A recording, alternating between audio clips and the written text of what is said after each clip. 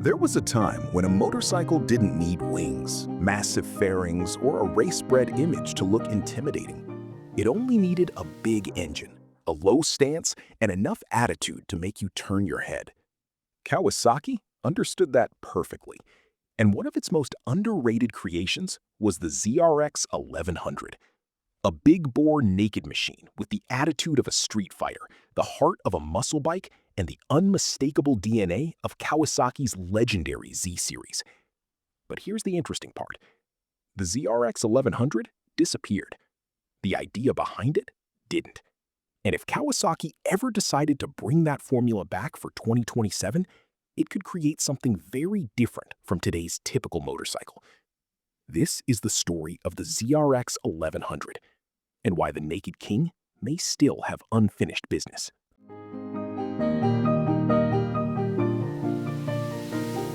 The ZRX1100 arrived during an era when Japanese manufacturers were proving that performance didn't always require a full fairing. The recipe was simple. Take a large displacement inline-four, give it serious torque, put it inside a relatively compact chassis, then remove everything that wasn't necessary. The result was a motorcycle that looked almost mechanical in its honesty. No giant fairing hiding the engine, no attempt to disguise its purpose.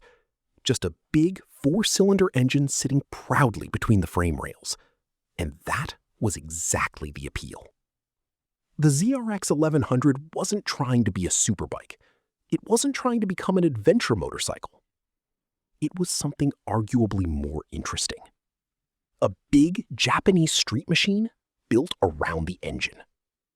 The personality of the ZRX came from its proportions: a long, muscular tank, a relatively upright riding position, a compact tail, and most importantly, a large inline-four engine that looked like it belonged there.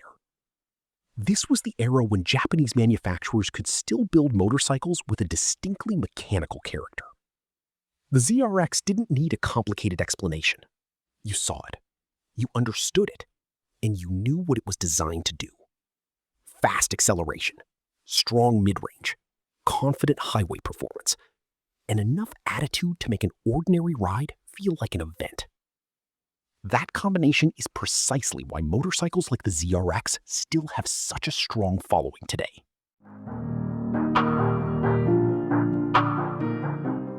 Here's what makes the ZRX1100 interesting in 2027.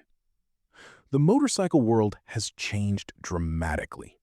Modern naked bikes can produce extraordinary power. Electronics have become incredibly sophisticated.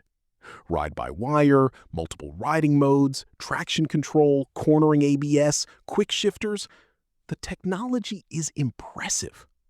But something has been lost along the way. Visual character. Many modern motorcycles are incredibly capable, but very few look like they were built around one giant mechanical idea. The ZRX did, and that's why a modern interpretation could make sense. Not because the world needs another powerful naked bike, but because riders may want one that feels different. Now, to be clear, Kawasaki has not officially announced a 2027 ZRX1100 revival.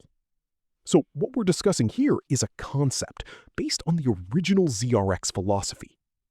And if Kawasaki were to revive the name, the smartest approach wouldn't be to copy the old motorcycle.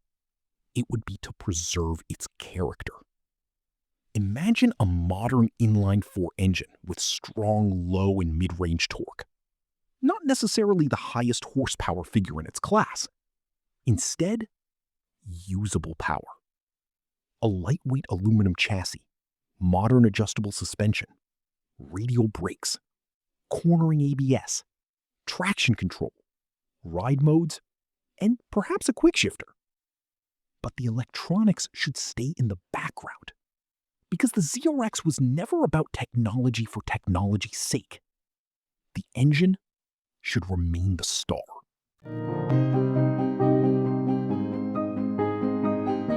And then comes the most important part: the design.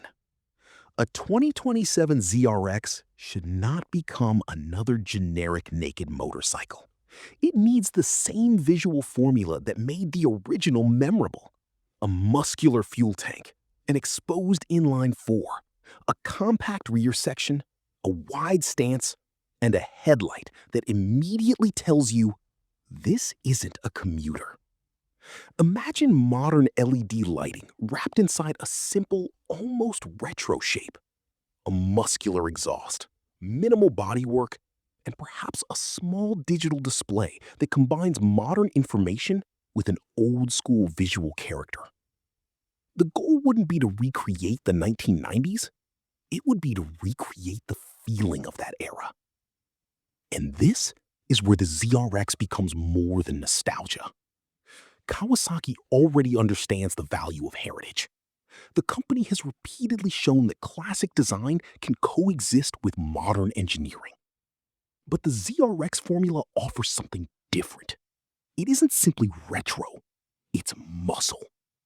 It doesn't need to compete directly with a superbike. It doesn't need adventure bike suspension. And it doesn't need to become a giant touring machine. It just needs to be a powerful Japanese motorcycle that makes you want to ride. That was the magic of the original. And that's exactly what a modern ZRX could bring back.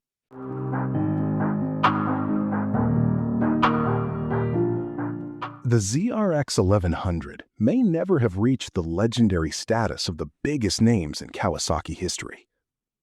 But perhaps that's exactly why it remains so interesting.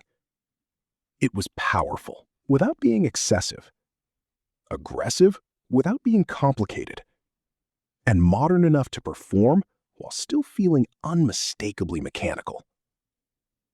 A 2027 ZRX wouldn't need to recreate the past.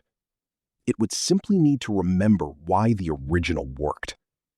A big engine, a naked frame, a muscular stance, and absolutely no apology for being a motorcycle. So here's the question. If Kawasaki brought back the ZRX, would you choose it over a modern superbike or adventure bike? Let me know in the comments. And if you want more Japanese muscle bikes, forgotten legends, and future concepts, subscribe to NDSTV. Because the next legend may already be waiting in Kawasaki's history.